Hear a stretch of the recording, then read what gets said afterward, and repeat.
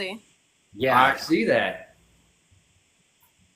So tell us about some of the species you work with here. I mean, I've got my notes here, and I know you're really excited about the trinket snakes, and I want to definitely hear more about those and how that's going and how rare they are. Because some of the stuff you do, I don't think a lot of people can even pronounce, much less know about, myself included. Yeah, I work with kind of some more niche species, I guess. I definitely have like had a focus lately of like I don't want to oversaturate like an already saturated market with certain species, and I've always kind of been after or been interested in things that are a little more difficult, just because it keeps me interested. It's not that like I think I'm better than anyone. I just like the adventure of learning about new species, and especially things that aren't like as commonly kept maybe or studied within the hobby. So that kind of stuff has always been interesting. And I think that's kind of why I've ended up with the collection I have, which is like, I have my Woma pythons, which I work with. I've got emerald tree boas. I've got different rare Asian rat snakes and stuff. I have, my trinket snakes. I have a lot of Zeminas. So like the leopard snakes, the Asclepian snakes, the Persian rat snakes. I have the Candoya. That's like, I think that's probably 80% of the people that follow me for the Candoya stuff. Wouldn't you say you're probably one of the premier people to work with those as a breeder, though, successfully? I would agree with that. There have been a lot of people that have come and gone over the years. Obviously with different levels of success. The problem with and I've really been trying to spearhead like line breeding and keeping back F2, F3, F4s so that you can start getting further and further away from wild-caught Candoya. So we can see more, what is possible with them genetically, what is possible with them as far as prey preference goes. That's something I'm really interested in. One of the biggest, like, poo-poos you hear about Candoya is that they're very picky as babies. And that can be true, but it's also over-exaggerated significantly. So that's something I'm sort of trying to work with. And there are more people out there now that are working with them and picking them up and collecting pairs and trios and trying to follow, in the footsteps of not only me, but, there's other people too. But I have quite a significant collection of them. I've been producing them for a while now. Definitely my focus for sure. Would you say that that's your most is that your biggest seller, or is it your Sambos for you when you go to shows or your wait list, your other outlets you use, Morph Market? I have hundreds and hundreds of people on my wait list, my mailing list for Candoya. And I sell out every year. People come to me looking for them all the time. I don't ever even get to take them to shows because I don't have them available to take to shows. So yeah, by far and large, it's like Candoya. Really? Yeah. Oh yeah, absolutely. I mean, I get probably 2 to 3 new inquiries every day. Every day? Is it mostly U.S. or is it Canada, overseas? Wherever they? The whole world. Yeah. Wow. I actually have someone trying, wanting me to import like a whole litter to him, and I was like, well, we'll talk about it, So there's a lot of interest in them worldwide for sure as well, but in the States, it's growing, I think, exponentially, the interest in them here. I heard really something cool last night on the All in the Trees episode about some OG in the green tree python game. He would actually, when he went overseas, he didn't import and go through all that mystery of losing control of the animal, going to somebody, then hopefully it gets there safe. His shipping was his round trip plane ticket, and he took it to the people. He did what was legal as far as customs and packaging and stowing the animal away properly on board the plane, proper documentation. But he actually, instead of, because I don't know, it may not be terribly different. I don't know what it costs to import, export an animal, but there's a ton of risk when you lose control of that chain of custody on that animal. So they actually flew them and took it to the buyer in person. Whether they made it a fun trip or not, I don't know that part of the story, but I thought that was super interesting. I was like, well, man, I could end up in Monaco delivering something. My vacation's paid for. I'm going, Yeah, that'd be really cool. The problem with Candoyas, because they're CITES, they are very expensive to export. Because of why? Because they're a CITES species. Define that for me. I'm sorry. Like CITES, when you're importing and exporting. So there's different like labels on what can be easily exported, and I don't know all the laws on it and stuff, but it's just a lot more expensive when the snakes are a CITES level. Someone else can like if you buy one from Canada, right? You hear this all the time when chroma comes through. When you get one from Canada, it's got to go through that. It qualifies to that CITES custom. It's customs inspection is what it is, and it's called CITES. And they got a list of reptiles that fall under that list.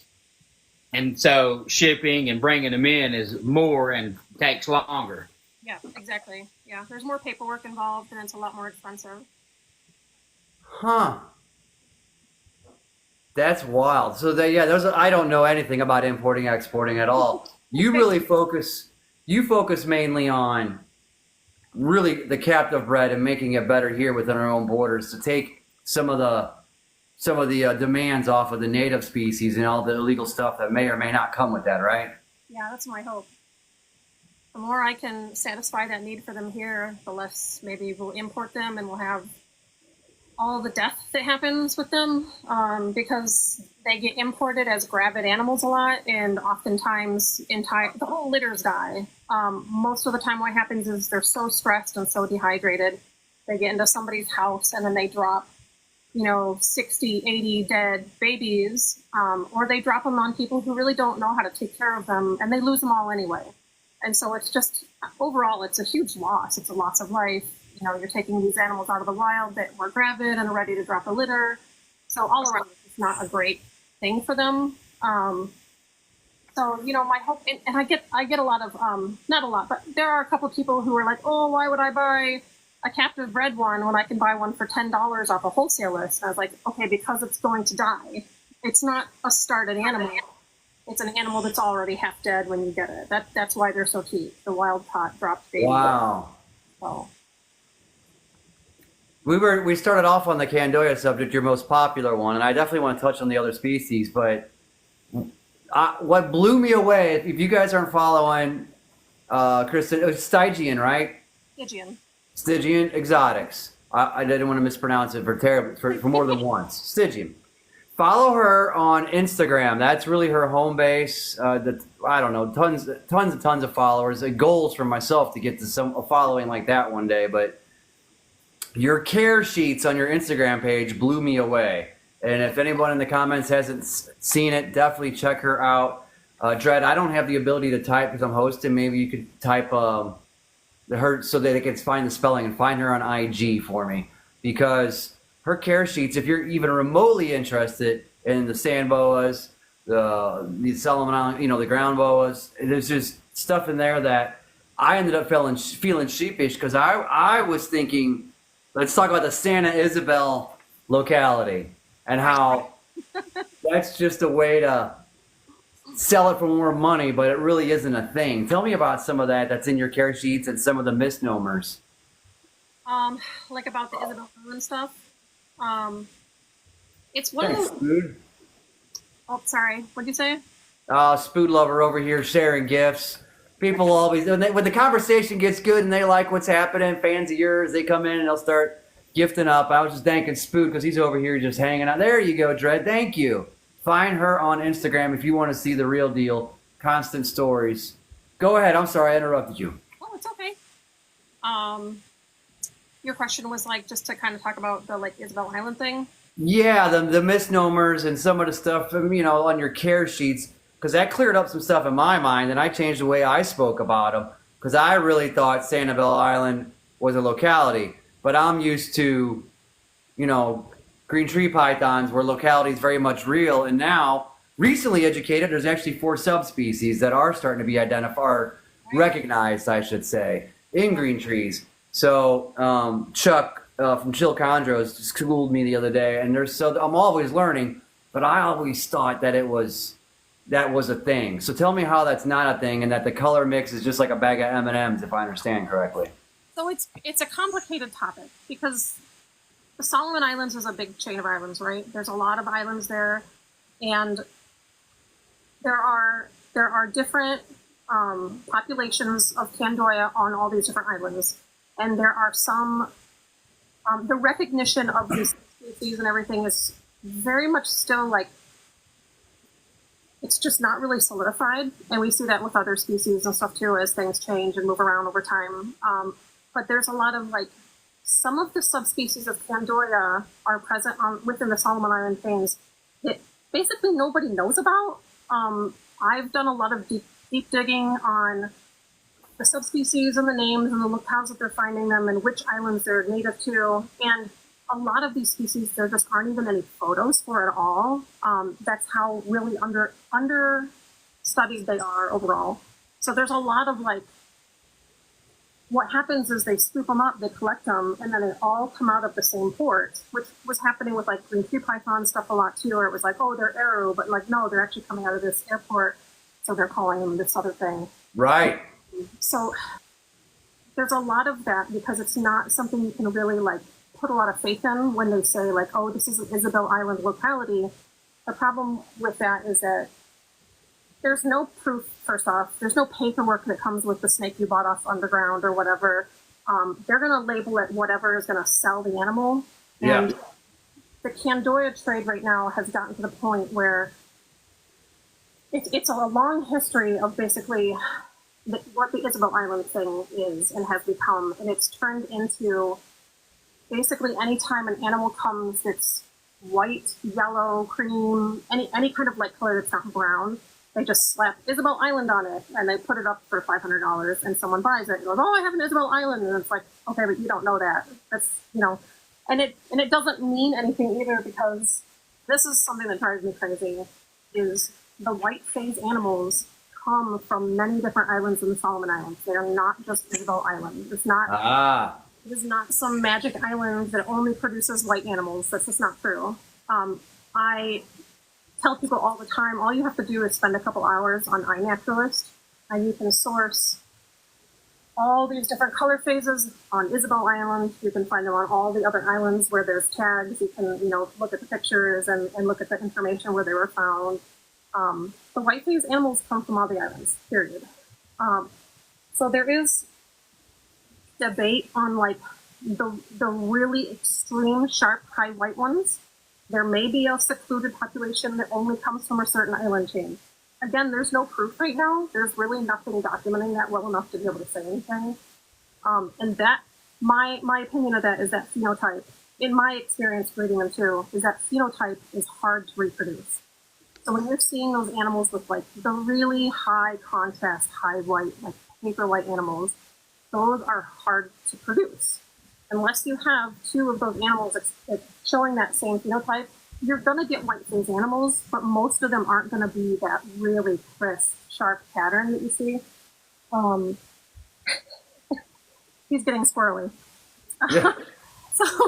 So it's a challenge too, because I have been trying to hold back as many of those like really high quality animals over time so that I have a better collection to work with as well eventually. Because those animals are just hard to find. They're not super common. They don't basically ever get imported. A lot of the people that have those color phases are in like Europe.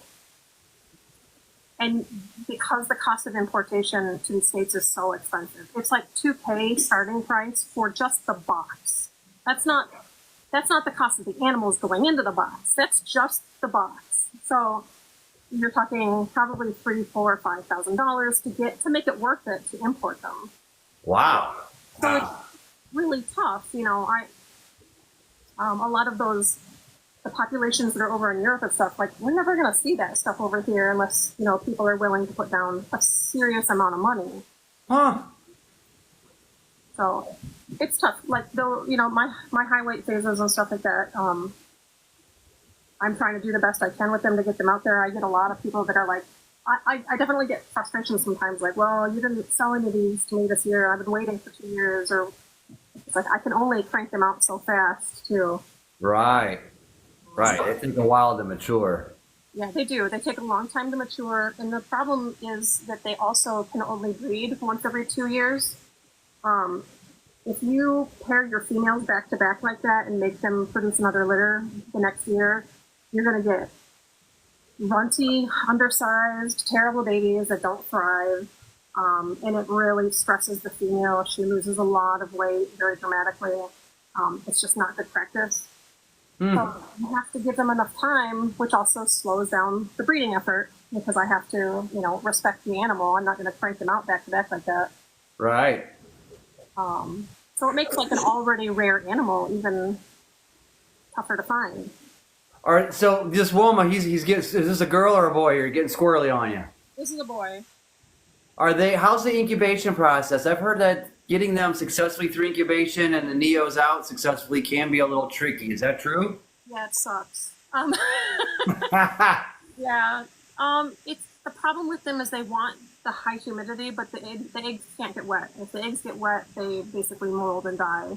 Green trees, that's the same thing. Yeah, it's really tough. My season last year was an absolute disaster. I lost almost an entire clutch because there was a fungus that got in there, and the tops of the eggs looked beautiful, perfect, like everything was going great.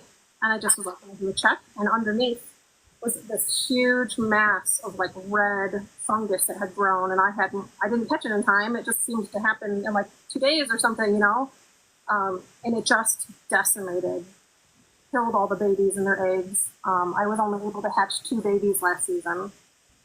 I understand it's tough. How many clutches of Womas have you produced? 3 or 4 now. Yeah. Yeah, not many. I'm still in the newer stages of that. That's the Aspidites family, is that right? Yeah. And now, how is it any different from the blackhead, or is it just appearance and regions they come from? I mean, it's a different species. The blackhead's a different species. Okay. Yeah. So Aspidites ramsayi and Aspidites melanos. Oh my God, I always butcher it. I can't even think of it right now. Melana cabeza. We'll just use the Spanish for it. Yeah. They're just a different animal. They get bigger. There's generally like the westerns and the eastern blackheads, and I can't remember which one gets bigger. There's one that gets like 9 or 10 feet. Is the biggest locality of them. And they're just. I think they're harder to start as babies. The blackheads are. Really? Yeah, they're a little bit more fussy, is my understanding. I've never bred them, so I don't know offhand. But like everything I've read about them and heard about them is that they are fussier to start, and they're just kind of nippier. And people will probably be like, "Oh no, I had a blackhead once and it was super sweet." But overall, I think the feedback is that they can be a little cantankerous. So yeah. How many of these do you have? I have 5 right now. Nice. Yeah. So Well, speaking of nippy, I was reading. There's always the emerald tree boa bites. All their worst, and green tree and this. Green tree python bites, and then I guess I read that their teeth are proportionally much larger to the forefront of the mouth for getting through feathers and grasping birds. Do you find that to be true? Is their dentation generally nastier than some of your other species you have experience with? Well, first let me touch on the bird thing because that's actually been debunked. So they actually prey mainly on arboreal rats in where they come from, and birds actually only make up a very small percentage of their gut in the wild. Okay. That's what you're saying. Because that's been kind of the understanding for many years is that that's why they would have those teeth. But anyway, yes, their bites are quite intense. I've had a couple in my time. I actually had one female like tag me on the hand here like that, and I had nerve damage that went up my arm like this. It lasted for like 2 years. Dang. So they can really get you. I think I've only ever been tagged twice by my emeralds, maybe 3 times. But it's part of the hazards of it, Yeah. Yeah. What's the difference between the northern and the basins? Why are basins so much more? Why are basins $10,000? Like, why is there such a difference in them? You can't import basins, so the captive population we have is it. So because of that, and because they're hard to breed, and emeralds are hard to breed in general, their price has just skyrocketed, and it's stayed up there. And the demand for them, frankly, is going to keep that heightened as well, because people love the looks of them. They get bigger, so they get bigger than the northerns do, and they overall have sort of a more docile disposition. So there's a lot of factors that go into it. But the northerns, the problem with them is that the pet trade treats them like trash. You see them all the time at expos, shoved into tiny containers, half starved to death. Most of them regurgitate and die once they get to their new home. They're imported in mass quantities. They sit in these horrible conditions. A lot of the times they live in a burlap sack underneath a section in a boat while they're on the boat, on the river, for like weeks before they get turned into someone who's going to export them. And then by the time they get through that process, and then they get to Florida, and then they sit at, whatever reseller's place, and then they go to the expo table, and then they go home with you, they're half dead already. And so because of that, you can buy them for like $300 sometimes. You see them on Wharf Market all the time. I can guarantee you most of those animals are going to die. And so because they're treated like trash a lot, their prices in general are lower, even for the captive bred animals. Because you get a lot of people like, well, I can just do it myself. And you've got that like wild caught versus captive born price fight, which is kind of something that you see in other species like that too. This makes it hard. Yeah, I kind of am of the opinion. I mean, imports are good for fresh bloodlines and if the documentation's proper, but it's not good for the everyday Joe who wants to get a pet of a certain species. I feel like only super experienced breeders that have the contacts and the money and the means to get to the bottom of where that animal is coming from and oversee its importation personally, to go into their already established, decade long of experience, program. Yeah. Maybe they can handle some of the nuances of dealing with just parasites, but not all the abuse, because they were there for that, the transaction, so to speak, at its native land. I don't see that imports are good for. They are good, but they're not good to the everyday Joe, if that makes sense. Would you agree with that, or do you think it's just no all the way across the board? I don't know. I mean, like, imports are good for new bloodlines, and I'm not going to poo-poo on imports for sure. It's the way that they do it. It's the processes that happen. It's the way that animals are mistreated. I see this all the time with Saharan sandalwood. They're literally treated like garbage. They're treated like, you see them at expos all the time. There's a guy that's local to me that keeps hundreds of them stashed into like these tiny tubs, and he shoves them under his table at the expo. And when one half-dead one sells, he just throws another one on the table. They're all scrawny and emaciated. They're just not given the respect they deserve. It's a live animal, even if it's, you're importing it cheap, it doesn't mean it should be treated like that. So I have a problem when the export trade happens in such a disgraceful manner. It's not good for anyone. So, do you plan to breed them, the emeralds? Yeah. I have 7 emeralds right now, and wow, they're one of those projects that's like it's a passion project for me, but I'm never gonna be like gung ho like 200 emeralds in or anything like that. But it's something that, like, if I could contribute to more captive-born and babies in the U.S., like, why not? Why wouldn't I do that? How's that wait list started yet? I want to put me down.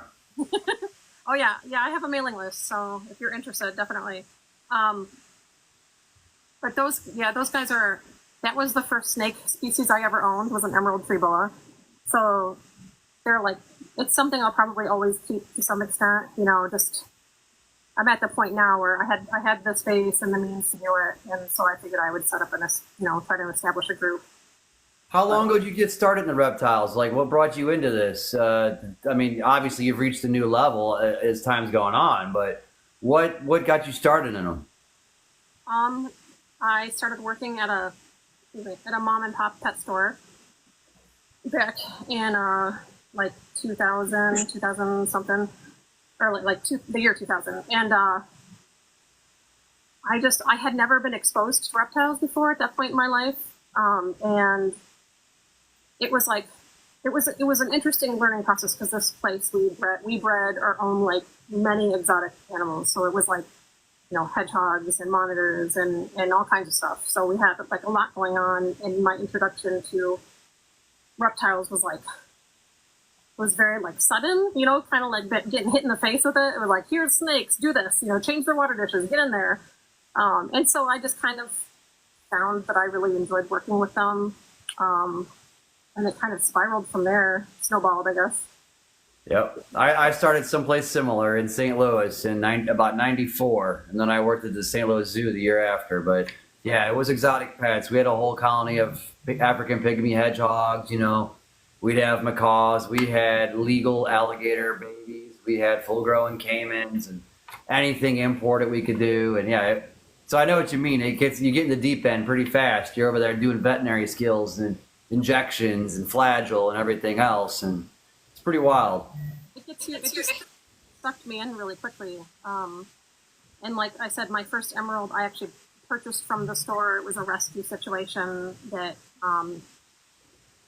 she ended up having like a whole host of health concerns later on in her life. But like, from there it was like, I think my next one was like a red tail, and then I had like my next one was a black roughneck monitor. So, like I didn't start small. I kind of just like went all in on it. It's brought me here. These, the Zemenis, it was on your Instagram. Is that right?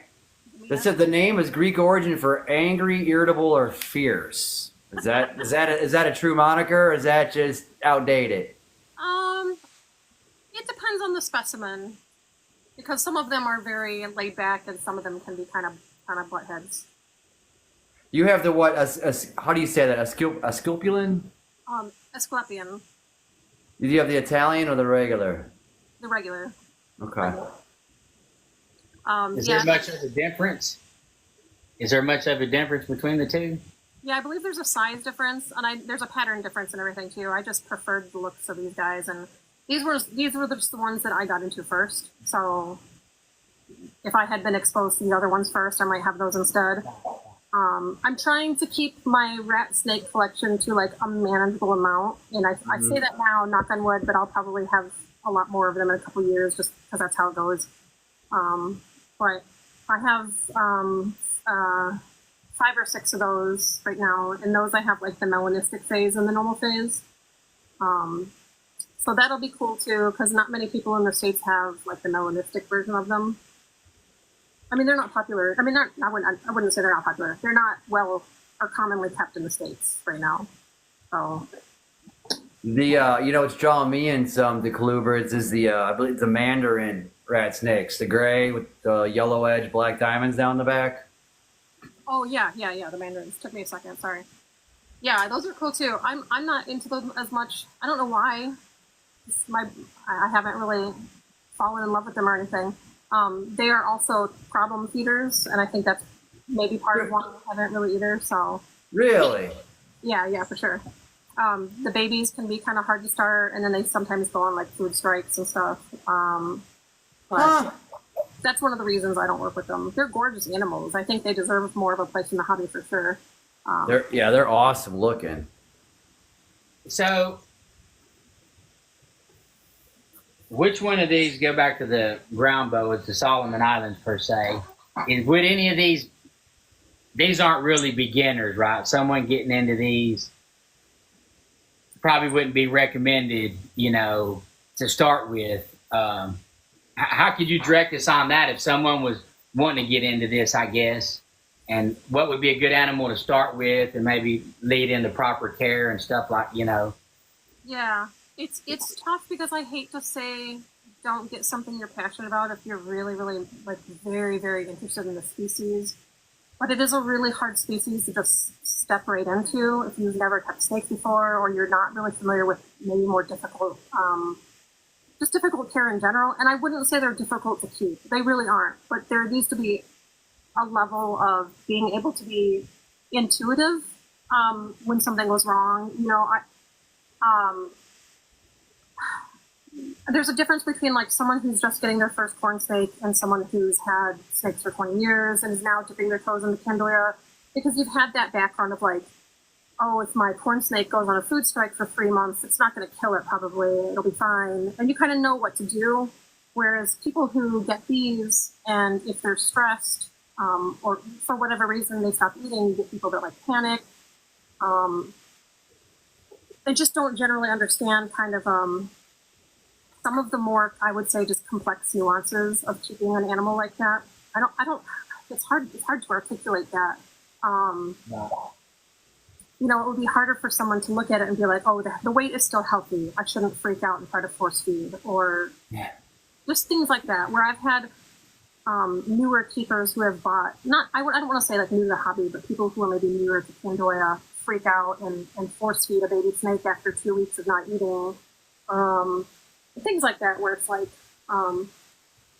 it's hard to be like, no, it's okay, you know, trust the process. They're just stressed, they need time to relax, and they'll get back on board, and things like that. They have a pretty slow metabolism, if I've read your sheets correctly. So, well, yeah, to the point where like they can regurgitate like a meal like way longer than like a normal snake would be able to. Like you would think that like they digest it and it's out of the system, but these guys, like if you ship them too soon after a meal, they'll pop something back out. You know, they take a long time, especially when they're older and they have bigger meals. When they're younger, they get them out a little bit quicker. But like the adults, I only feed my adults once every like 3 to 4 weeks. That's really all they need. And even sometimes that's too much. It just depends on the prey size and how the animal is looking.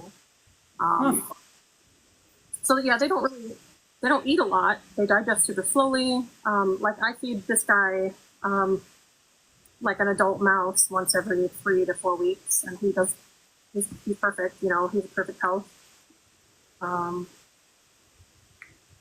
what about the water blisters? What do you do about moisture, you know, hydration, the zones in their enclosure for them? That seemed daunting to me. When I read about that, I said, ooh, maybe I can't cut it with this species as a keeper.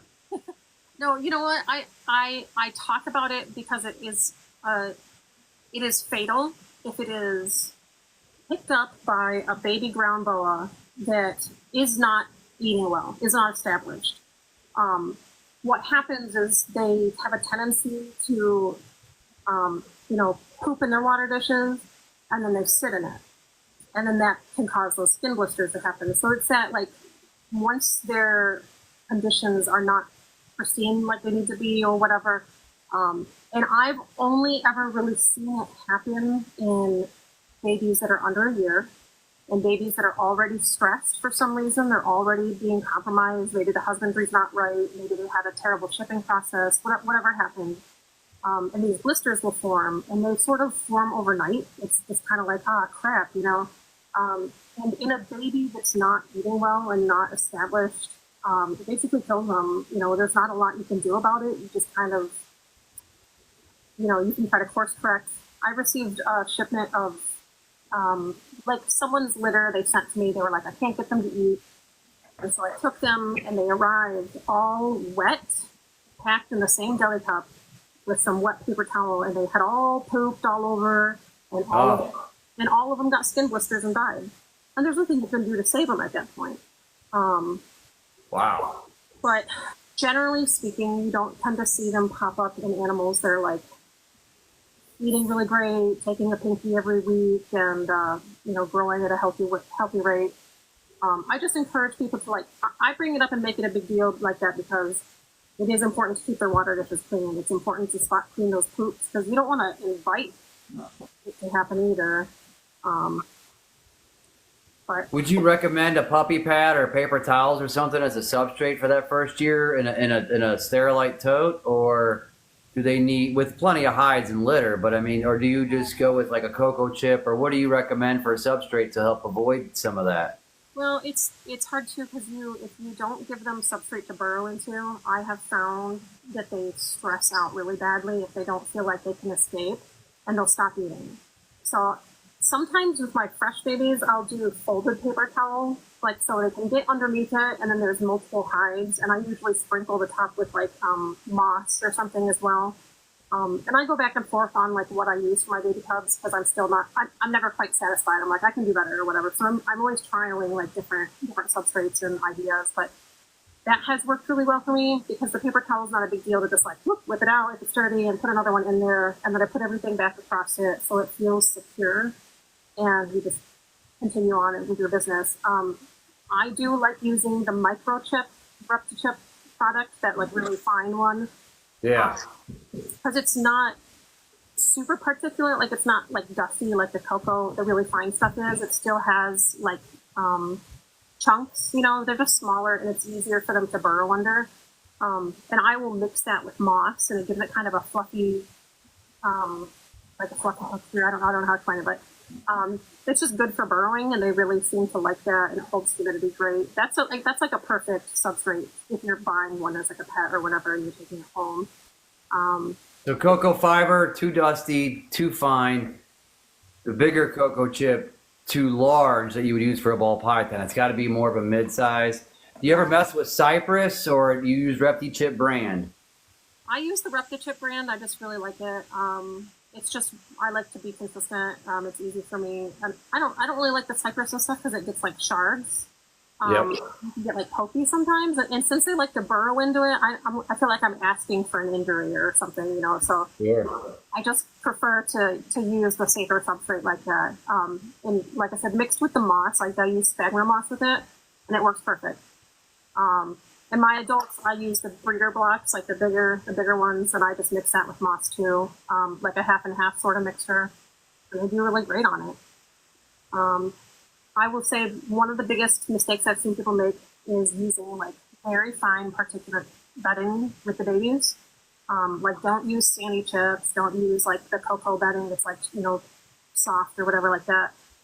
Because what they do is they wrap their prey and then they lose the head of the prey item in the bedding if it's too soft or moves around too much, and then they give up and leave it. So it's been an interesting adventure trying to find like the right mix and the right bedding that works for that, because they're real dumb in those first 6 months. Yeah, if they can't find that head within the first like 10 minutes, they just give up. Sounds like you got a product to develop and bag. I know, right? Yeah. Yeah. Put that on your wait list, everybody. Yeah. Tell me about these false coral snakes. Oxyrhopus? How do you say that? I think it's Oxyropus. Oxyropus Spitzenberry is what I have. And they've got several different common names, Peruvian calico snakes or false coral snakes, different things like that. But they are very hard to get your hands on. Stan Grumbeck is like one of the only people that's actually ever bred them in the States. He has a small collection of them, which is where I got my pair. And the problem is that they will eat each other. If you don't catch it in time, they'll consume their mate like completely. What? Yeah, it's unfortunate. So they're tough because they're hard to breed for that reason. You know, you have to kind of keep your eye on them and separate them every night. But That's okay. I've had ex-girlfriends like that before. I mean, I understand. You got to watch your back, you know? Right. She's like, Honey, I'm just going to be on the couch. I'll be over here. yeah. Is it more the males that do it or the females that are larger? The females, I think, is more the females. Yeah. Yeah. Why are those so rare? Why are they so hard to get your hands on? Because you can't import them. So it's another importation issue again. Like even Oxyropus in general, you never see them, right? They don't ever come up on Morph Market. You very rarely see. Sometimes you'll see one come through, it gets snatched up, and then it disappears somewhere. But in general, they don't tend to come on very often. And then I think this species, because it comes from such a small, excuse me, I don't know why I keep burping up my water. It comes from such a small area that they just aren't being collected. So all these species you have, these are all breeding plants. They're not pets. They're not just for show, but you're hoping to, Right. each of them, breed them, you know, in your own projects. Sounds like you really painted yourself in a corner of difficult stuff. I mean, you like a puzzle. I did. I don't know why. I mean, to be fair, I have Kenyan sandboards as well. Those are easy. I gotta have something that's easy, right? You know, you just put them in the tub and they do their thing, whatever. But yeah, I don't know. I like a challenge, so. Like, So would you call your coup de grace the trinket snake, what is it, Colingathus? yeah, this I really love them. I'm really finding myself more and more fascinated by them. They sort of disappeared from the hobby for a long time. You know, they were all over the place in the 90s, and then they just kind of like vanished. It's like no one's keeping them anymore. You know, who knows why. I think my opinion is that because there weren't a bunch of morphs and other things were so popular, like the corn snake morphs and the ball python morphs, that they just kind of like got pushed out. But trinket snakes, they make amazing pets. They don't get big. They're not bitey. They're not mean. They have this weird reputation for being like super defensive and stuff. But that's, I think, because of radiated rats are like that, very, very like defensive. And every time you look up like trinket snakes on Google, you'll see them displaying and with their mouth open and all stressed out and stuff. But that's not fair. You know, you're stressing out a wild animal, cornering it to get the photo and stuff. So of course they're going to look like that.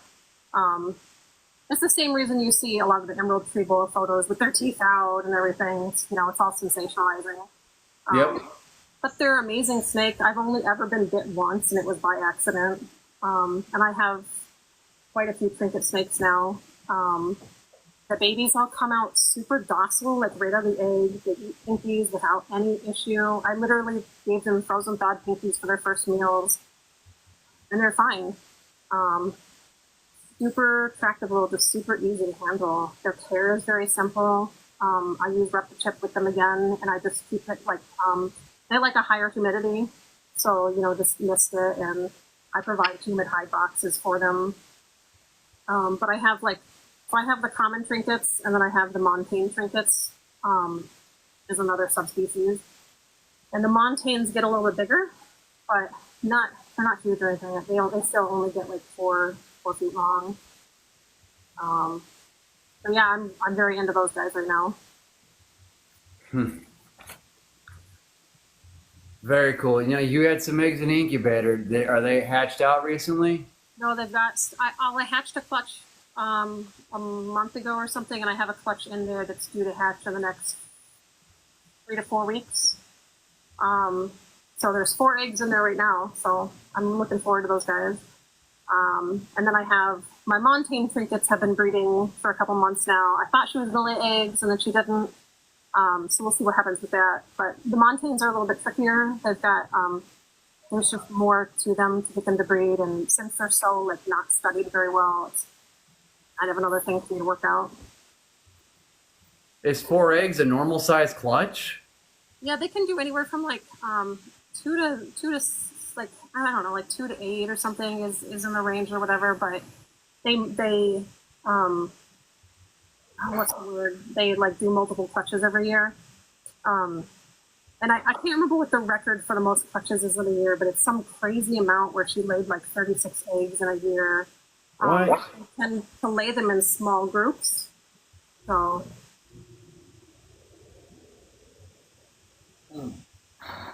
I get some more invites out there. Well, what do you think about showing us some of the emeralds and some of your stuff you've got in your racks and just how you keep your setup? Because you're dealing with such different species, and I think a lot of people do, like size requirements, enclosures. I mean, that to me is something that is interesting and foreign. So I'd love to see more. Some of the stuff is tough because a lot of my stuff I imported like last year and the year before, so they're still young. All of my like Zaminas projects are, other than the Asclepians, I have a pair that's going to go this winter season, but the rest of them are all very young still, so they're not in like adult enclosures and stuff. But I can show you a couple things. Let me put him away. Yeah, just how you keep them. I mean, do you rack them? Do they each have their own, own space? Like just basics. But for me, like I said, I'm at ground zero here. So Yeah. look at that hatchling rack. That can hold a lot of babies. Oh yeah, that's my this is for my ground boas. So these because they have so many babies every year, it goes all the way down. But these are my Tasmais right now. I have them all in these. So I start my Tasmais out. Can I switch the camera around? Is that something I can do? You can.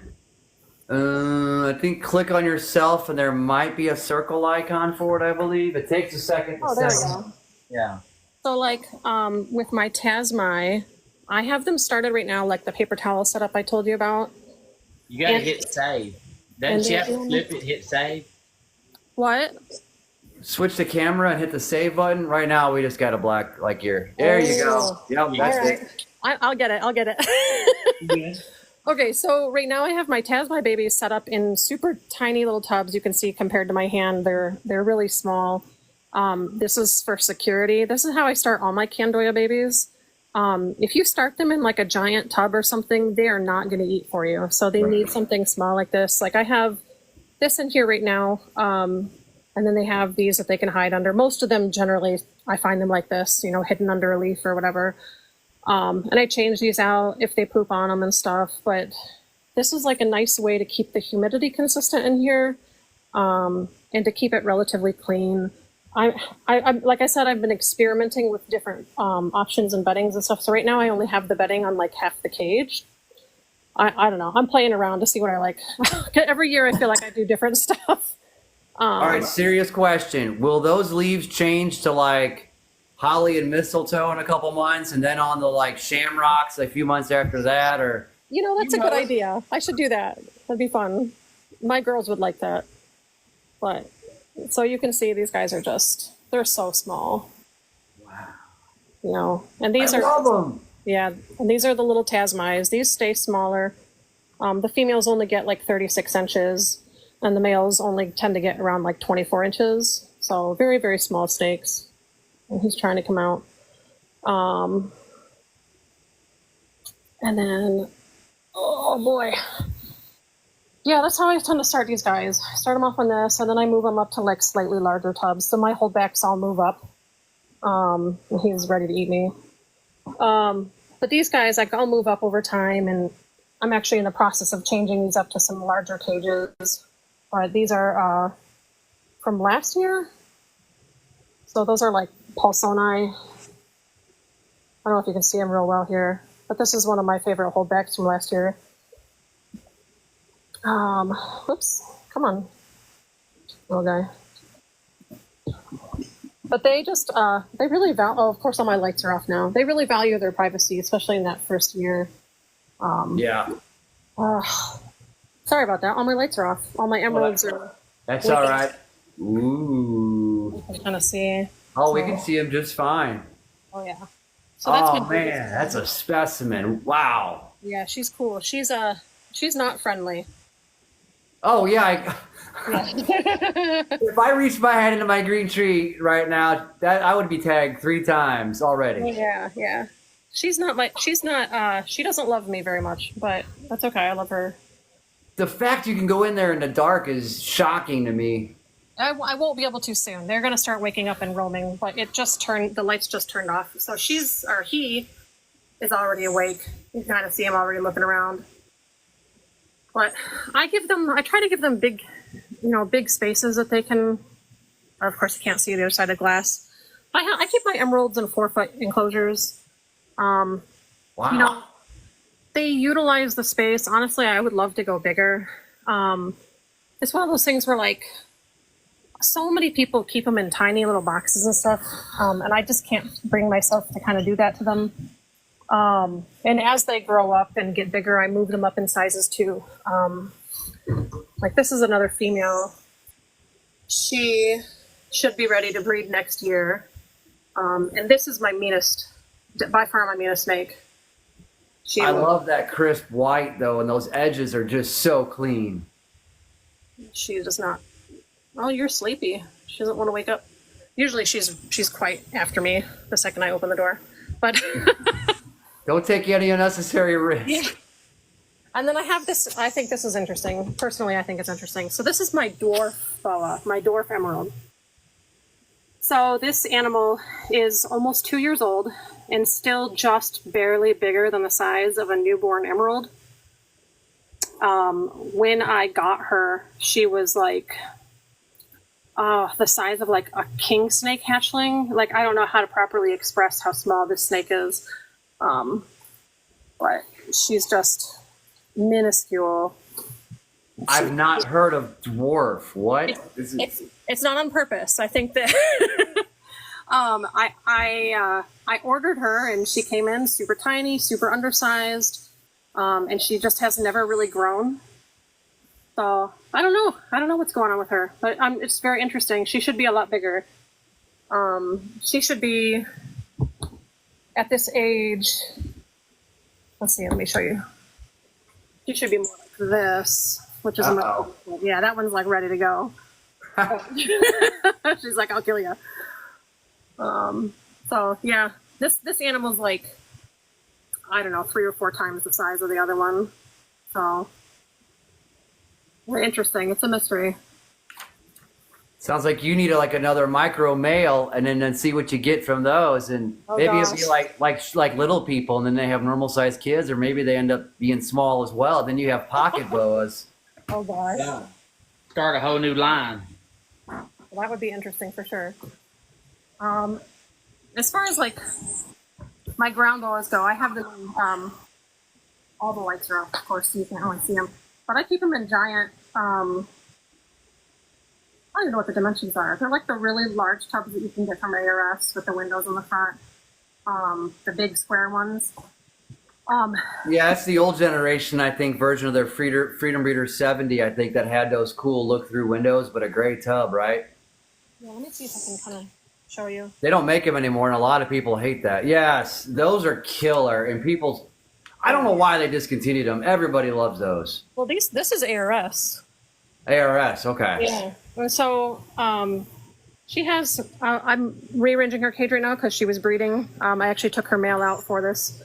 But so this space for her, I mean, it's a huge space for a snake like this. You know, normally people would cram them into whatever, like a 70 tub or something. But my opinion of it is that they live so long. Whoops, I just turned it off. Oh, there you go. I don't really like to see them crammed in those smaller tubs forever. They live like 30, 40 years. So I'm just, and my whole reptile room is in flux right now. I have a bunch of 4-foots out in my back room right now that we're setting up with heat panels, and I've got these big enclosures being built right now. So we've got a lot of stuff kind of coming and changing soon as stuff is growing and going into adult-sized cages. And a lot of this is just kind of like temporary, so it's like not super exciting to show off. What would be your favorite species or your just favorite snake that you have? Maybe that's a 2-part question. Favorite species versus favorite. Yeah, that's a tough one. And let's add to that, what would be one that if you don't have, that one reptile you would love to have? Oh, a reptile I don't have? Something that you would just love to have. There's that one that... I would love to have 100-flower rat snakes. But I also really love sabu pythons. But that's right. Far out. It's hard when you when you love them all. It's hard to decide. I couldn't tell you. Yeah. Pick just one. It's hard too because like I look at my snakes when you ask me what's my favorite, and it's like, oh, I don't know, all of them. I guess it's hard to pick. I really love working with the Candoya though. When I go back, sometimes my husband will be like, oh, they stress you out, get rid of them or whatever, because they can be a pain sometimes when they drop 50 babies. But I love them. I don't think I could ever not keep them, And then like I have my Kenyan sandboas, which are like, they're not the most exciting snake out there, sure, but like I've always had them, and it kind of it would feel weird not to have them. Right. I don't know. I think my trinket snakes are some of my favorite ones. I haven't shown those yet, have I? Yeah, let me No. And we haven't even talked about the samboas. Yeah, she has colors of samboas that I've never seen on the market in her collection. The care sheet on those was awesome too. They like it really hot on their 95 something or another. I mean, that was. They get up there. So this is a Montane trinket snake. Oh, he's in the shed. I just noticed the shine on him. So these are the species that get a little bit bigger than like the common trinkets, and you can see the O shape on his head like that. Yeah. That's one of the different features to tell the two subspecies apart. And they also get this. I don't know if you'll pick up on the camera. On their bellies, it's almost like a jewelry chain that connects.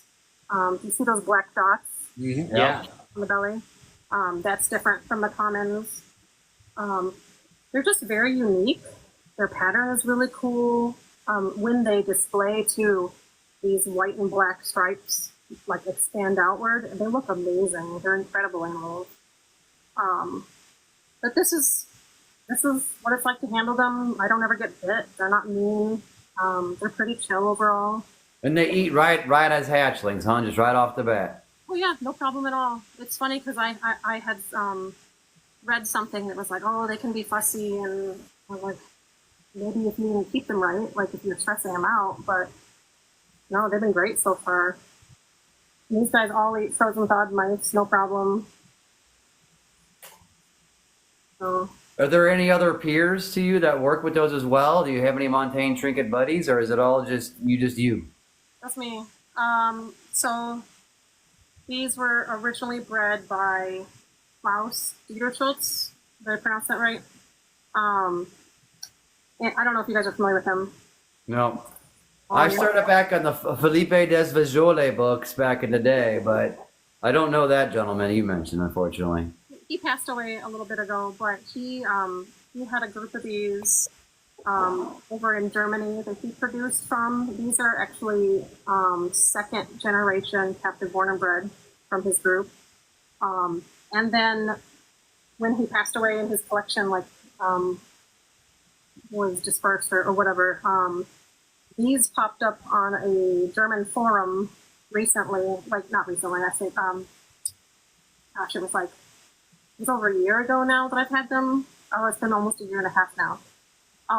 Just some gentleman in Germany had them and was getting rid of them. So I picked up a trio of them. I know I'm the only person in the States with the species, and Wow.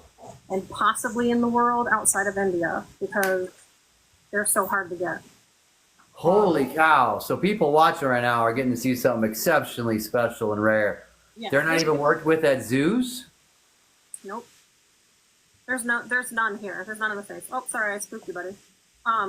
These are because they come from the Western Ghats in India. You can't export them at all.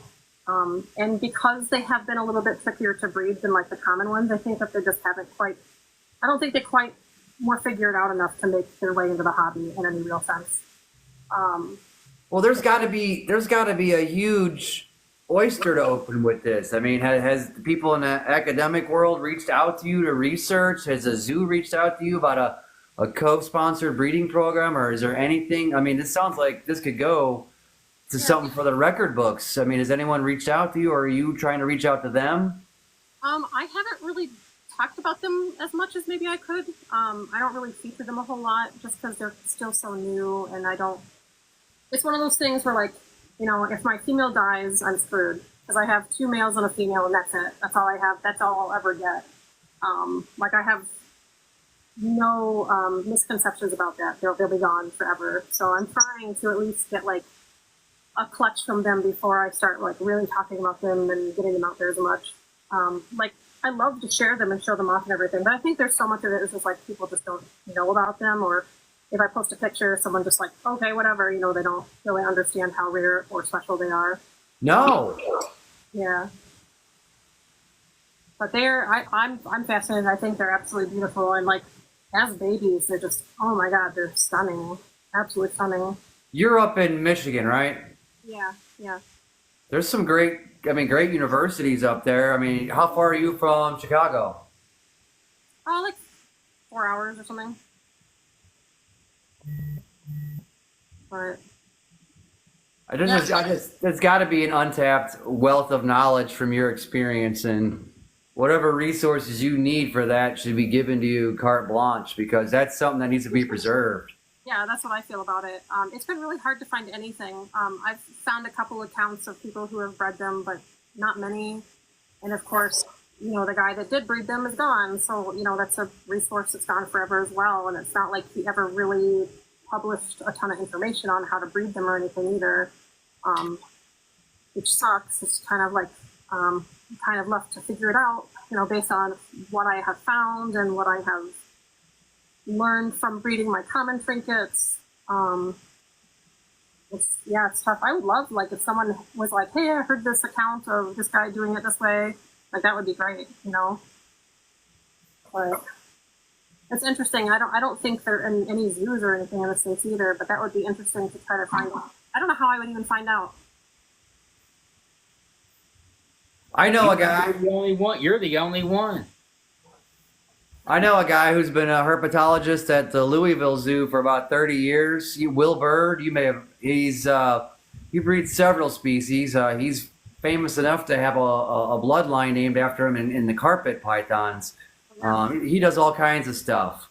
Really nice guy. He's not on social media. I would presume with a career that long, he's older. But he is a herpetologist at Louisville. He might be able to be someone that could at least be a sounding board. Super great guy. I've bought a few Brazilian rainbow boas from him and then start to learn more about him. He doesn't really, he's not a braggart. He's not someone you're going to see out there a whole lot. But he is very, very relevant in the propagation of some pretty interesting species. And given the fact that he's the senior herpetologist at a medium-sized city zoo, that's exactly the kind of place that can invest sometimes in the programs. Memphis Zoo recently, I read a pretty interesting article. Sometimes these zoos that aren't necessarily the Bronx or San Diego, sometimes these mid-sized ones. I'm from St. Louis. The St. Louis Zoo's got a lot of respectable programs. Their Red Panda program and stuff is outstanding. So sometimes those mid-sized zoos, to make a name for themselves and to garner more research dollars and investors and just academic attention, sometimes they're the ones that really partner with people that are maybe up and coming, but not necessarily old hat in the zoo world game. And it sounds like this is a species that needs to be preserved and cared for, not just by yourself, but by an organization. I mean, that's just my telling me now what you've told me how rare that is. That's just my I guess observation. I'm going to be honest with you. I never thought I would ever get my hands on them. Like, I've been looking at them for years, like, a dream species, like, oh, it'll never happen. And I just was like, oh my God, it happened, Yeah, it's crazy. I never anticipated even having these guys in my collection. So let me tell you, the importation process was so stressful because I was so worried they wouldn't make it. But man, they're just spectacular, especially out of shed. He's so dull right now. But he's my favorite out of the trio. I think he's the nicest looking one.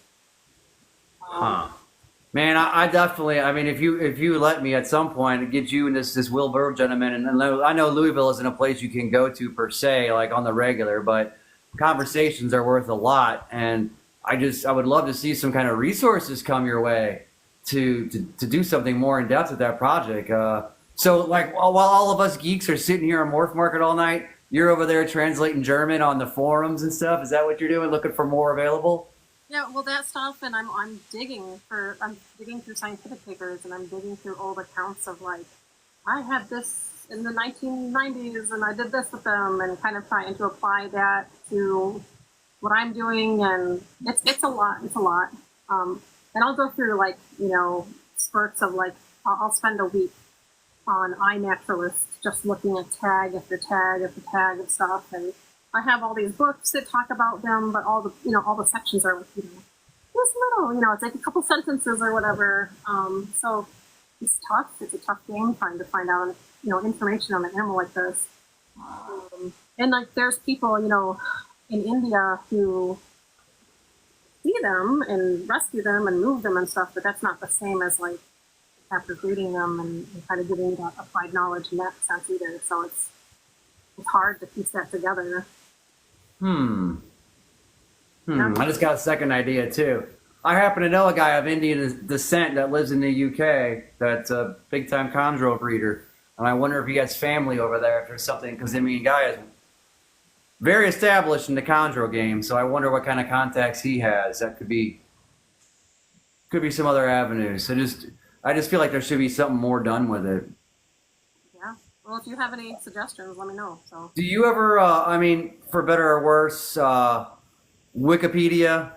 I looked up some of these species today with some cursory searches when I had a moment at work, and it is shockingly scant, the information that's out there on these species. Are you a contributor on Wikipedia? Because you could fill in a whole lot of blanks and just because them pages have like genus name, maybe the locality and the length, and that's about it. Yeah. So I did recently start populating some pages with information and correcting things. There's a lot of incorrect information on Wikipedia, which is super unfortunate. Like to the point where like there were incorrect photos attached to certain species that they're like ridiculous stuff, you know. So I have been going through some of that. I've mainly started with like the Candoya pages. It was one of those things where like I started doing it and I was like, am I going to get like kicked off the site for contributing so much? And like they accepted all my changes and like that, you know, so I kind of have been like just dipping my toes into it, but I do want to get more into that and help out a little bit more if I can. So the Candoya stuff in particular is just like the information was miserable. And most of the pages are still really miserable. Yes, they are. And that's why I said we're kind of starting from ground zero, because I in a short amount of time, I didn't have time to research in depth enough. I can't even imagine where this information is. It's probably in books written in the 1790s, and then you just go from there, from when Magellan discovered it somewhere, you know, on a boat. Yeah, it's tough for sure. There's like one of my favorite documents is a reclassification of the genus of Candoya, and it's this paper. It's not super old. It was like in the when did that get published? It was like 1995 or something like that. So it's kind of older. Maybe it wasn't that old. Anyway, it goes into all the subspecies and all the localities, and it goes into scale counting, and like it's very cool and detailed, and like that's been one of my favorite resources to like read through over and over again and kind of like polish up my understanding of things. I got out one of my Asclepian snakes to show off. Figured I'd get someone else. He's very adventurous. Is that a Crebo? No, they do look a lot like Crebos actually. But no, this is an Asclepian. Zaminus longissimus. Forgive my ignorance, because this is a new world to me. That's why we wanted you here. That's beautiful. That's absolutely beautiful. She's got, I know it's hard to see, but it's like olive green on her belly. And then they get this like starry night kind of look when they get dark in the back. Wow. It's very cool. They're so underrated right now in the hobby. They are slowly getting more popular though. I don't know if you can see their yellow cheeks. Oh yeah, I can see why. They're just gorgeous. And they can start out a little bit nippy, like when they're babies and stuff, but it goes away pretty quick. Mostly they're just very active. These they'll utilize height as well. Like if you give them like branches of stuff to climb, you'll find them up there all day long. Very strong colubrids. Very cool species. How big do they usually get? Well, the locale I have is a smaller locale, but they can get pretty decent size, like 4 feet, 4 or 5 feet. Wow. This she's pretty much full grown. Like she'll get a little bit bigger, but like, not too much more. She's probably easily 40 inches or something. It's hard to say. Hard to say for sure. She's also iridescent, and I know again the camera doesn't really pick that up super well, but they're just gorgeous snakes. It reminded me of a sunbeam snake a little bit when the light hits it just right. Yeah, that iridescence is just spectacular. It's funny because I will post these and I'll get like very like 5 likes or not. I'm exaggerating, but like it's hard because I feel like they have a ways to go to really be more recognized in the hobby and taken seriously. With that being said, I do have quite a few people waiting for them as well. So They're Huh. What? Definitely. good. Yeah, they're cool. Very cool. You ever see the Colubrid Corruption show? Yeah. You know JD? Mm-hmm. Wow. Yeah. They're handcuffed here. Yeah. He sounds like someone that'd be a customer of yours. He's a buddy of mine. You just because you're so niche. I love it. Another thing I like is your snakes. When I look at the locale, like where their regions are from, you kind of do what like I like to do. They're all around the globe. You got northern South America up to Mexico. You know the sand boas. We haven't touched on them yet, but gosh, they're all over the place. They're on most continents. And I didn't know they were in Northwest Canada. That's wild. Yeah. It's So really their range was just shocking to me. And each of your species are from like different corners of the whole globe. And I like that personally. I like that myself. But is that something you strive for? No, to be honest, I wish I just fell in love with one or two species and that was my focus and that was the end of the story. Because it is a lot, you're constantly like, well, what is the weather like in this end of the country and what's over here? And like, so everything's like at different temperatures and different humidity. And I try to like give them as many like similar, similar habitat or whatever, I'm trying to mimic it as well as I can and in the behavior, what's the word,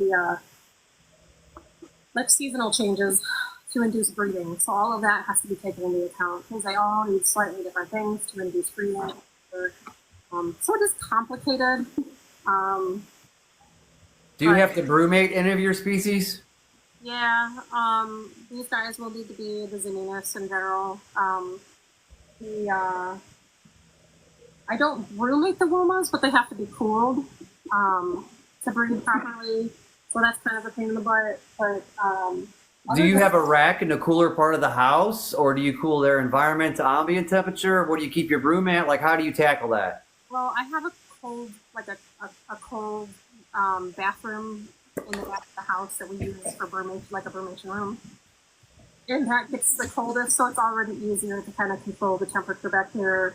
And then I'm going to pick up, my goal is to pick up one of those fancy, like Wilbanks ones. Because that would be great to just be able to be like, set it at this and not have to worry about it. With the womas, I just do it in their cages though. I just adjust their feed. And you have like timers set on, so it'll be like, it'll start at 85 and then overnight it shuts off for 4 hours or whatever, whatever. So we'll just manage it that way. That makes sense. Yeah. But yeah, there you go. The difficulty of multiple species. I mean, you got. Yeah, it's a lot. I bet. Yeah. And there's things like I'm experimenting with some stuff too, like the Pandoya. Generally, my practice has been to give them like an 8-week cooling period where I, take them down 5 degrees, and that's enough to stimulate breeding. But I have also found that they don't really need it in a lot of the cases. Just from trial over the last couple of years. Like I have pairs together right now who are breeding, and I didn't have to do anything. I just put them together, and they're like, "Okay, let's go." So there's a lot of trial and error for sure. We talked about the Samboas only very briefly, and I think that's probably one of the most familiar species you keep, I guess, to the general public. Yeah. What can you just like debunk? What are some of the common myths that people can find in your care guide on Instagram? Like, what are some of the common things that people in general you see do wrong when it comes to the Samboas? Well, one of the biggest things, and it sounds so silly, but like people don't keep them hot enough. I hear all the time, like it's so constant on the Facebook groups for sandboas that I actually have unfollowed them all because I can't stand it. They all like, oh, my sandboa won't eat. And it's like, okay, because you're keeping it at 70 degrees. What are you doing? Like, of course it's not going to eat. And I have gotten into like heated arguments with these people who have only ever had one snake in their lifetime, and they think they know everything. And they say, oh no, the sandboa, someone told me they only need to be, at this temperature point. And I said, okay, but your sandboa isn't eating, right? That's why we're having this discussion. So clearly your husbandry needs to be addressed. It's not where it should be.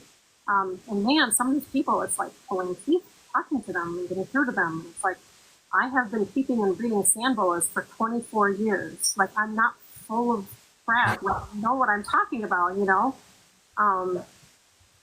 That's one of my biggest, I would say one of the biggest misconceptions with them is just how hot they really need it to be able to digest and grow properly. And you'll get people too that are like, well, I kept my sand boa at 90 degrees for 6 months and it did fine. So obviously it wasn't, and they'll be like, now it's not eating. So obviously the temperature isn't an issue. I was like, no, it went down over time and has now stopped eating because you're not keeping it appropriately. It's just one of those things that's hard. It's hard to, people don't like to hear that they're wrong. Yeah. And it's one of the most difficult things, which is why I have put so much effort into the care sheets. Because if I can nip that in the bud and give them the information that's correct right off the bat, the hope is that you're not fighting that in 6 months when they come back to me and go, oh, the sample that I bought from you isn't eating. Why not? Well, it's like, well, I printed it off and packed it in the box. You have that information and you chose to ignore it. That's one of my biggest gripes. And then with the Saharan sand boas, because those are, I'm really into those right now. I have some special projects with those guys, and I've just really been trying to change people's opinions of them. There's a really big misconception that they don't eat well and they're super picky and they always just die and blah blah blah. And it's like, yes, because most of them are wild caught, full of parasites. They've been starved and dehydrated, and you're not keeping them correctly, like on top of it. So of course they're not going to eat for you. They're not difficult snakes to understand. They're slightly different behavioral, like wise and like a Kenyan, but they're not hard. They're just different. And so I think getting people to take them seriously as like something to focus on and to breed and to offer captive born and bred Saharans to people, it seems like such a foreign idea in the reptile trade right now. And so like, I have a couple buddies that I talk to about this all the time. One of my friends, AJ Yazlowski, he's one of my best buddies, and like he and I go back and forth about like, how can we get people to take Saharan seriously? What are we doing? What can we do? And talking about our breeding endeavors, and we have losses, and we celebrate our good stuff together. So it's nice to have that support, while you're working on a project like that. But like the Saharans, their biggest hump, I think, their biggest hurdle is that they lay eggs instead of live.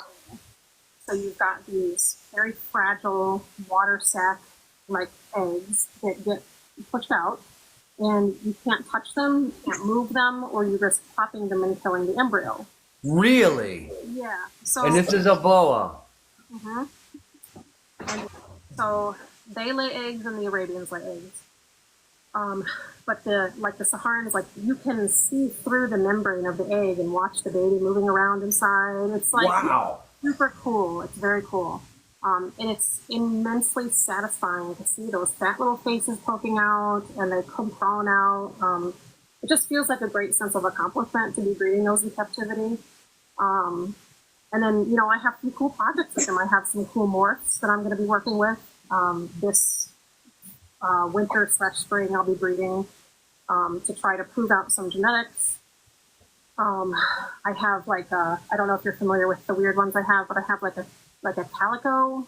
I don't know if that's technically what she is or if she's a piebald or something. And then I have, it's like a hypermel or an IMG. We're really not sure what the expression is going on, but so there's stuff like that I'm working with to try to prove out. My guess is I'm going to have a ton of babies to hold back with hets that I'll have to raise up, because I don't think any of this is going to be like, surprise, the babies have it too. Like, it's not going to be like that. I wish it would be. How cool would that be? But and then I have like the sunbursts that I work with, the reduced pattern genes. But I don't know. I'm hopeful that in a couple of years or so, people are really like it's going to explode and the interest will go up. So if someone was keeping their, you're not the first person to say, "Oh my God, I am done with these Facebook, fan pages of a species." Not the first, and I've run into it myself on ball python pages and on Brazilian rainbow pages. And I've learned enough just to keep my mouth shut on the green tree pages. And now I keep my mouth shut on all of them because you have one person with a 6-month-old snake who knows everything. And you're like, bro, I've read 700-page hard copy books on this and kept them for X number of months, years, whatever. And okay, well, I'm wrong. Okay, so I just stopped. But what if someone had really great husbandry and they had a Saharan Samboa? I mean, what's the protocol you would suggest? Is it a fecal sample for parasites to the vet?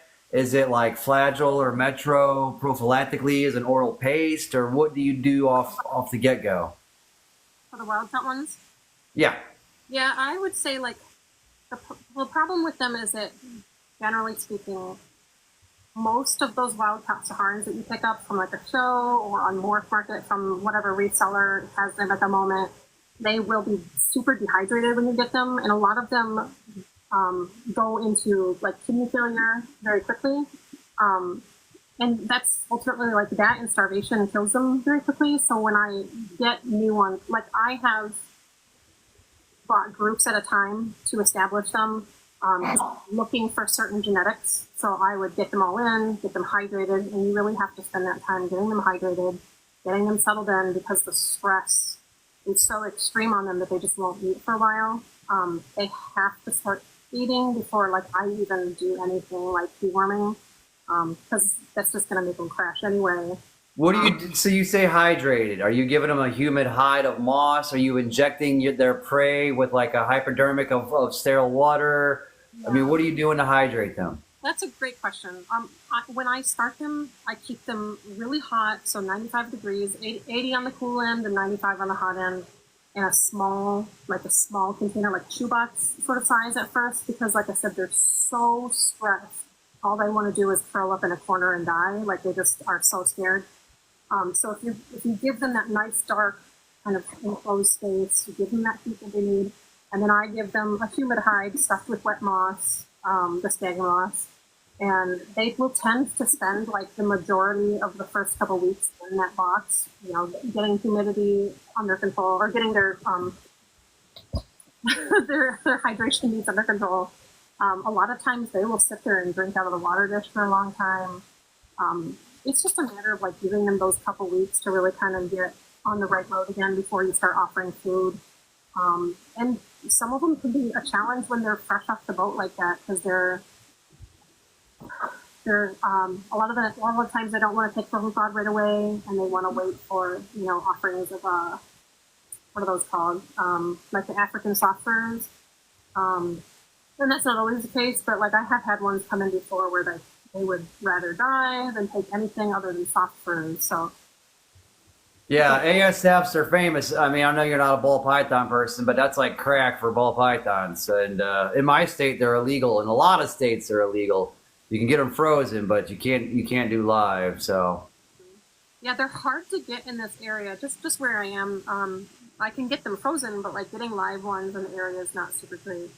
I will say most of the wild caught Saharans I've gotten though have taken to just like normal mice just fine. You know, sometimes I'll do like a rat pup instead, but they're okay. It's just really that hump of the first couple weeks of like really letting them settle in. And that's why, like, if I was going to tell someone to get a Saharan as a pet, make sure you're getting it from someone who's actually done the work to establish them. Like, when I offer them on Morph Market, they're eating every week. They're not skinny and undersized and you know, half dead. And so many people just are like, oh, well, I can pick it up for $30 at the expo. So, you know, why are they going to spend $100 on one that's been wormed and taken care of? Is that what you do? Do you a fecal sample study and then deworm them yourself, or do you have the vet do it, or what? I deworm them myself. It's to be honest with you, the price point on them is it's so much to take into a vet to do the deworming process. Generally, most Saharan sandboas don't even need it. So many of them just bounce back after being appropriately hydrated and fed for a while. They get big and thick and beautiful, and they never have any issues. It's one of the weird ones, because it's one of the only like wild caught animals that I have taken in personally where I haven't been like oh no, they're going to die because of a parasite load. Where like everything else, like my Candoya and stuff like that, I tend to do like panels and all that stuff. And I actually I do a lot of like testing in general, just in like the research animal laboratory people. I send stuff like that in. But as far as like deworming goes with the Saharans, I haven't found them to really need a lot. I don't know if that Gotcha. Did you say you work in research? No, well, actually, I used to, but no. I mean, I send off samples, like swab samples, to the research laboratories, like RAL. I don't know if you're familiar with that. Oh yeah, I just heard a long interview with, gosh, I forget his name, of Ral the other day, about a week ago. I think it was the right way to nido. It was mainly focused on nido tests, but it talked about Ral in general. And it was a really great interview on, I believe it was All in the Tree. Yeah, it was All in the Trees Tuesdays on Draft Talk. I listened to it in the car. It was actually pretty interesting. And I talked to RGI the other day at the Dallas show, and he knows him very well. RAL apparently is a really big institution. They made a ton of money with the COVID testing, and and they're one of the only they kind of developed the PCR test for COVID when that was a thing here for us, and they're one of the only, if not the only, animal testing laboratory that's got all the human hospital certifications, because they do a lot of human testing too, human samples, I should say. That's interesting. Yeah, RAL is top shelf, man. Yeah, I send all my samples away to them, so. Super cool. Yeah. Well, what else do you want to tell us? Dread, what do you got? Chest is helping us out tonight. You guys, what else you guys got? What have I missed?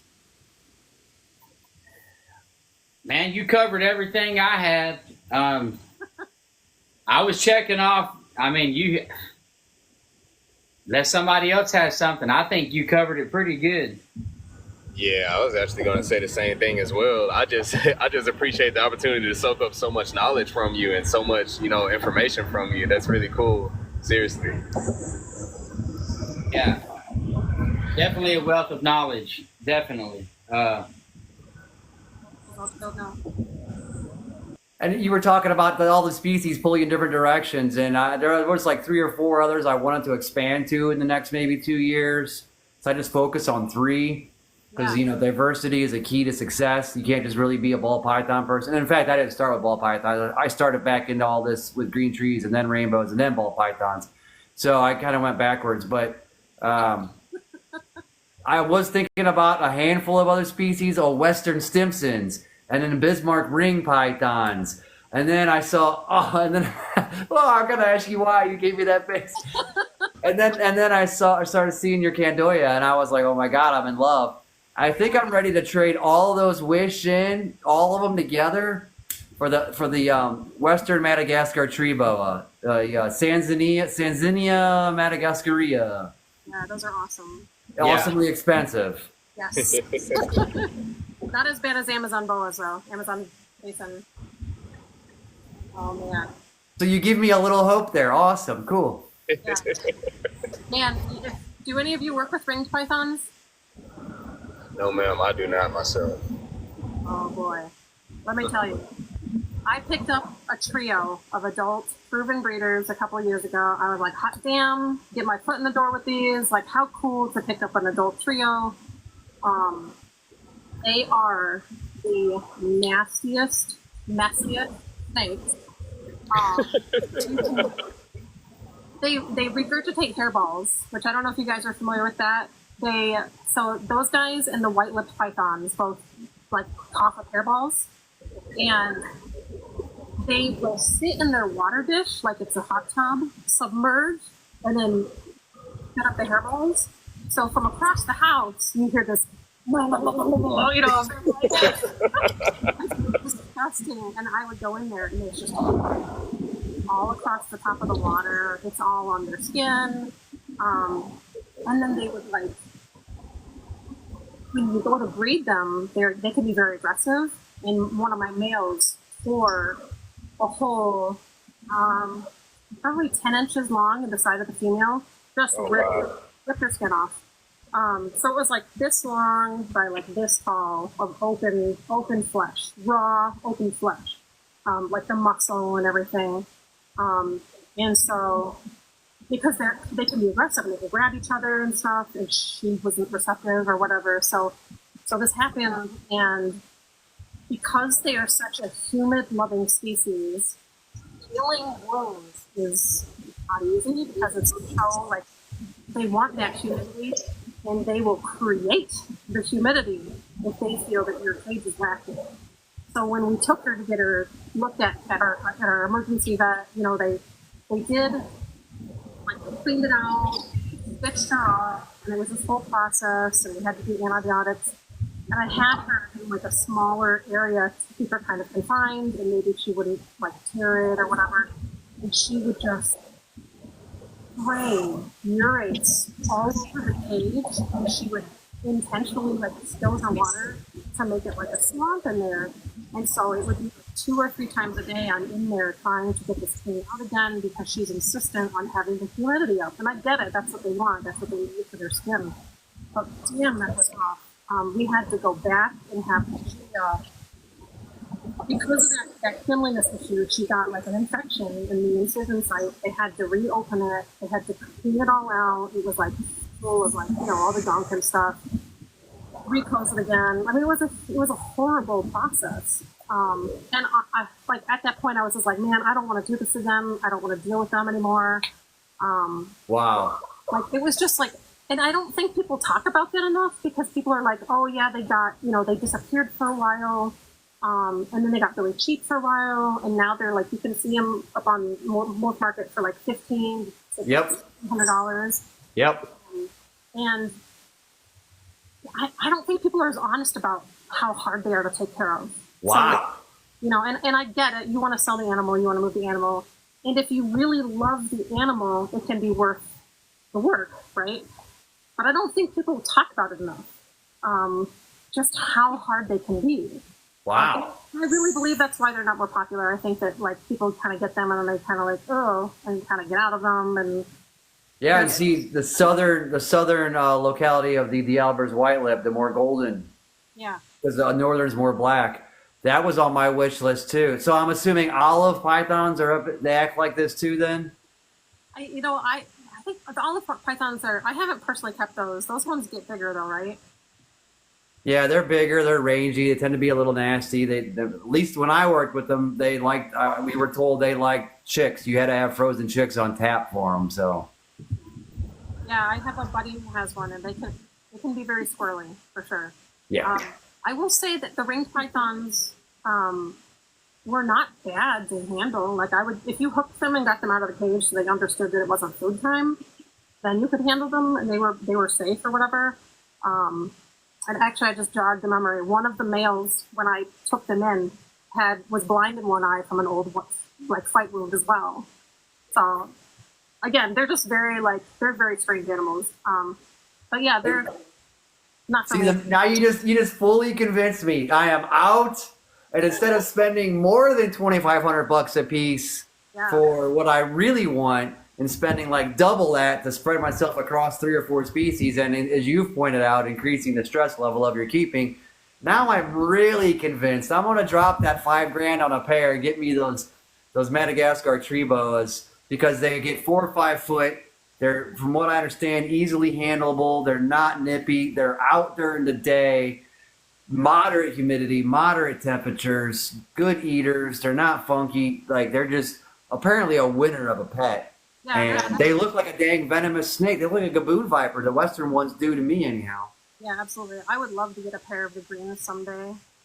Someday when S&J's got them. S&J has them right now. Yeah. I have a couple friends that have them and have had great success with them and had some amazing litters born. And I definitely every time I see them at Tinley, I'm like, oh man. That's what I'm gonna do. I'm not gonna gain. I'm just gonna do one other species, and I'm gonna save up my cookies until I can get that. Yeah, I think that's worth it. I do.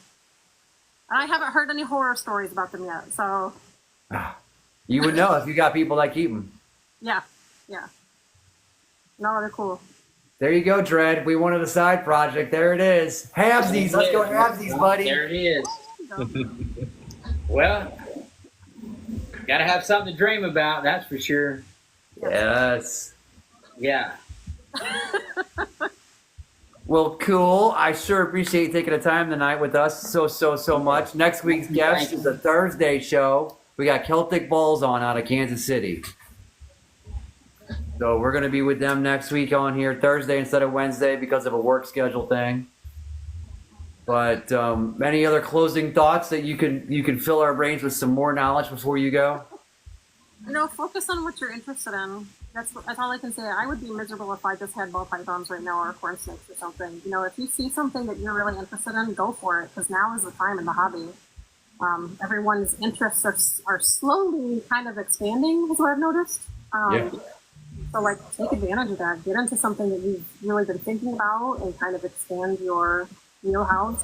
I think that's the way. I think that's the future of reptile keeping right now. So. Exactly. Tanzania, here I come! Oh, man. Cool. Thanks for having me on tonight, guys. Thank you so much. We really appreciate your time, and I will be in touch with you. I mean, we DM all the time, so I will. I'll talk to the old Will Bird in Louisville and just run it by him and see what I can do. I don't know if I'll be of any help, but I would love to see you, do something really scholastic that can really get to that next level for that snake. If you're one of the only people that you're aware of in the country with it, it deserves to be nurtured. So yeah, I'm a nobody, but I know some people, so maybe I can help you out. Yeah, if you've got anything, lay it on me. So I appreciate it. Absolutely. Thank you so much. Thank you. Absolutely. Thank you, guys. Have a good night. Thank you. Bye. Have a good night. Thank you. Well, that's a lot of stuff I had no idea about. Yeah, a lot of information, dude. I know we had less viewers tonight, but I don't care. The people that were here got a freaking schooling, because if you were interested in any of these species, she's your go-to person on these. And no one knows anything about them. That's the whole deal, dude. Like, you hit everything we talked about. I mean, everything you and I have been talking about, you hit all those questions, and kept it going, perfect. Well, I appreciate that. Here, I'll send some invites out into the boxes for a second here. There's some of these people still hanging out and give us their thoughts. But yeah, it isn't like there's a whole Trinket Snake Club fan club that's coming around. If she's the only one in the country with them, it might not be a lot of viewers, but I don't give a crap. How cool is that for us to know somebody that's that niche? I mean, I like it. I don't care if anybody else does. We're here to make some education. I think we did that. Yeah, exactly. Exactly. Got to expand on the hobby and different things that's in the hobby and different keepers. And she's doing something exactly no one else is doing. No one. That takes balls. That takes balls to do that, man. Yeah, it's all imports.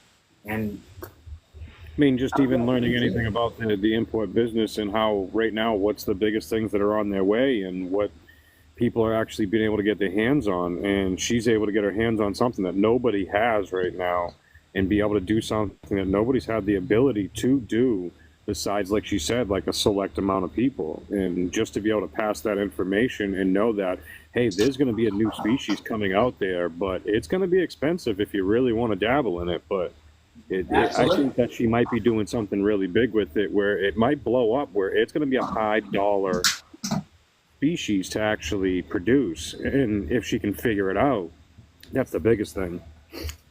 So I've seen her Candoyas, even the whitish ones, hit morph market. I know I've seen her on other YouTube lives. She's been disappointed a little bit by the wait list. People get on it, they bug the piss out of her, and then they ghost her.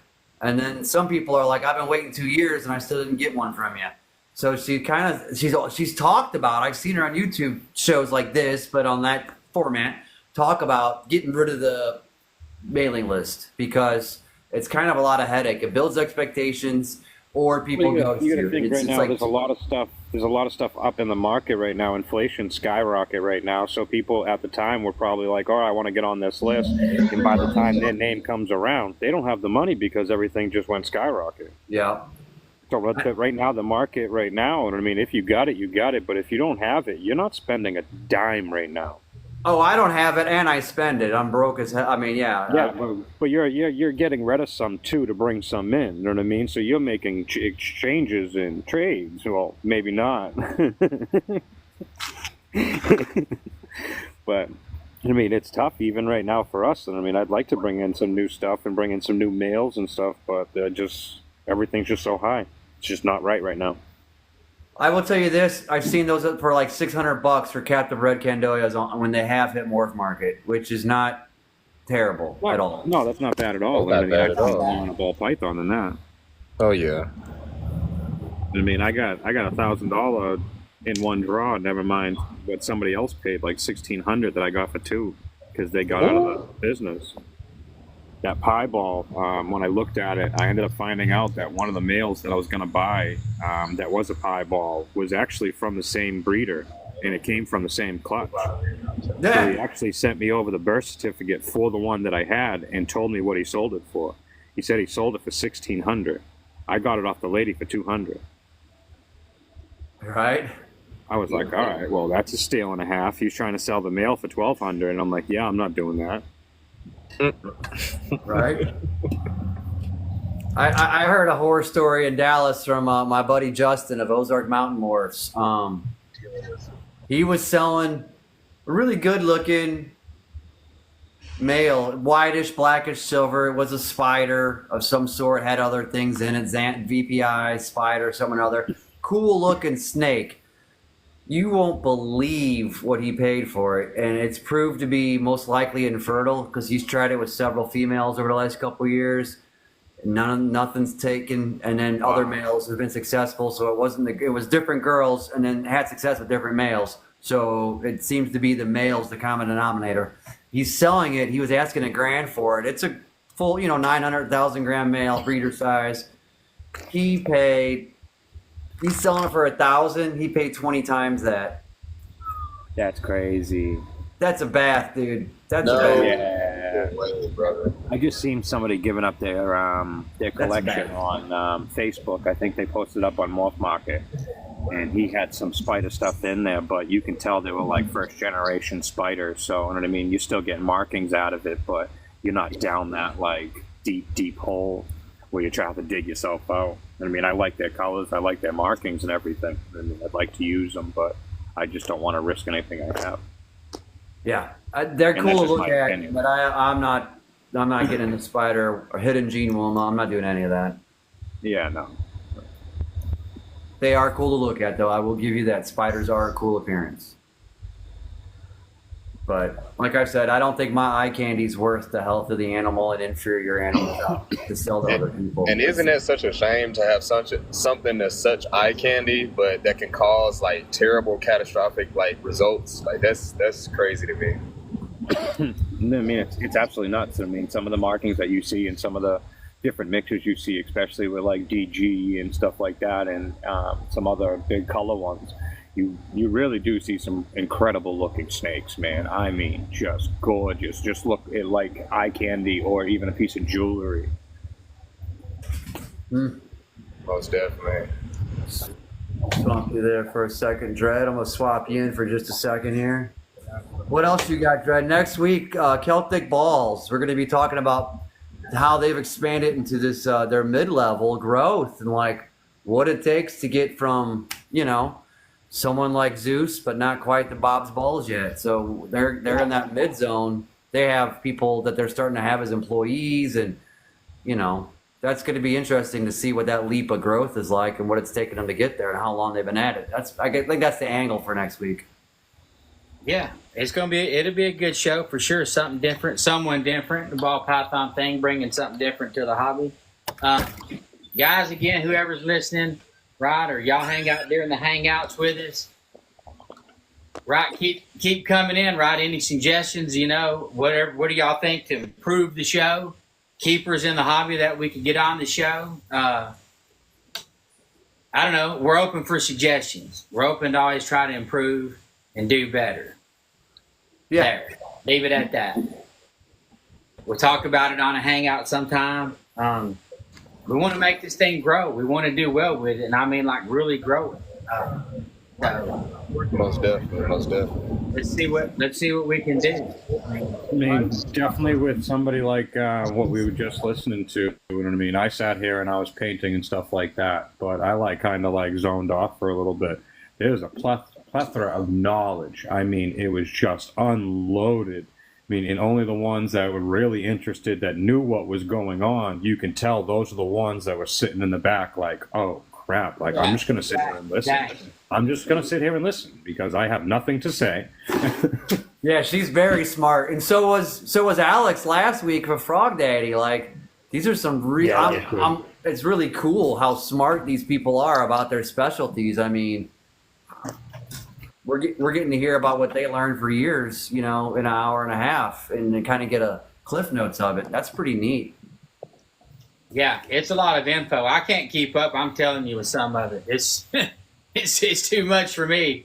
Right, as smart as they are, but it's dang interesting. The animals are beautiful. When I was a kid, I used to sit in front of the TV and watch daggum National Geographics and Discovery, right? Whatever was on Animal Planet. I mean, that's all I watched with wildlife and reptiles, and we'd run out, in the woods in East Texas and Louisiana. Frogs, snakes, lizards. I mean, whatever we had in the wild, just be out there catching it and playing with it, But to see some of this and get the education today, right? Some of this education wasn't there then, right? You just see the stuff, and it's amazing the education that we have now and the keepers that are in this hobby and the way it's grown. It's just, I just love looking at the animals. Go do a tour of a zoo, man. I'll be happy as a pig in poop just looking at the animals, Yeah, my kids usually aren't happy to go, but I'm usually pretty happy to go. So yeah, I can definitely see that. Yeah, right. They don't want to do all the walking, and I enjoy it. I'm like, I'm cool. Hey, I got a standing invite at the Louisville Zoo for behind the scenes, man, at the reptile house there. So, dude, that'd be cool. Oh, heck yeah. Guys, I don't have anything else. I think it was a good show, very educational. She's very good with what she does, and she deserves the credit. Thank you, Rhonda. Working with that one species because no one else is working with it. And she made up my mind of what I'm going to do. I'm only going to take a 4 species. That's it. I'm set. Western Madagascar tree boa. That's right there. That's it. That's the only other one I'll add. I'm good. Live for right now. Yeah, for right now. Yeah. Yeah, wait till next week and you see something pretty. All right, guys. Well, be good. I appreciate you hanging out. Chess, you ready for next week, man? Man, look, you ain't even got to ask if I'm ready. You know what's up. All right. Well, we'll start putting you on the promos and get ready for next week as a co-host with us. And Nice, man. Congrats. For sure. Thank you, Rich. Thank you, brother. Seriously. We're experimenting with some stuff right now, so we're just experimenting with some stuff. That's all. Well, I already been in Chess's lives and everything else like that, man. And he gets everybody rolling. You know what I mean? He brings his own kind of character to it. He brings his own volume to it. You know what I mean? He definitely could be definitely a really nice set to this. Yeah, this is the deal too, though. Is yep, Thank you, brother. Seriously. I want to look at other guest hosts too, potentially, right? And because there's different people out there that bring different things to the table. When you get the truck ready to go. And maybe we have different guest people depending on who we have. Someone could have better questions than Constrictly, and I don't have much knowledge at all with any of this. So, there could be someone that's going to bring something else to the table. We can invite them up, and say, hey, we're just trying to experiment something to grow the show and help the show. And it's going to ebb, it's going to flow, it's going to be ups, it's going to be downs, but we're trying. Because Strictly's out there working his butt off to bring you guys or bring the show, good guests. And man, I'm a chef, man, and with anything comes trial, and you never make something right the first time. You never really do everything exactly correct. You always got to mix it up. You always got to change it a little bit. You know what I mean? And to see, obviously, to continue to keep going in that direction. You know what I mean? I'm here, so. You know Thanks, I'll be Rich. popping in. You know I'll be here sharing and everything else. You the man. We appreciate it. Always, man. Appreciate you, brother. And definitely Constrictly and Dreadnought, I really appreciate you guys for having me in here. You know what I'm saying? Tying me in. And Rich, I really appreciate the kind of compliments, and I really appreciate your words, brother. That really hit home, and I really appreciate all you guys. We'll do it again next week. It's going to be a Thursday, 7 p.m. show instead of Wednesday. Of course, we'll put all that in the promo, but just so everyone's aware, Thursday instead of Wednesday. That's just an oddball for the week. Sounds good. All right, guys. Be good. I'll see ya. Later. Good night.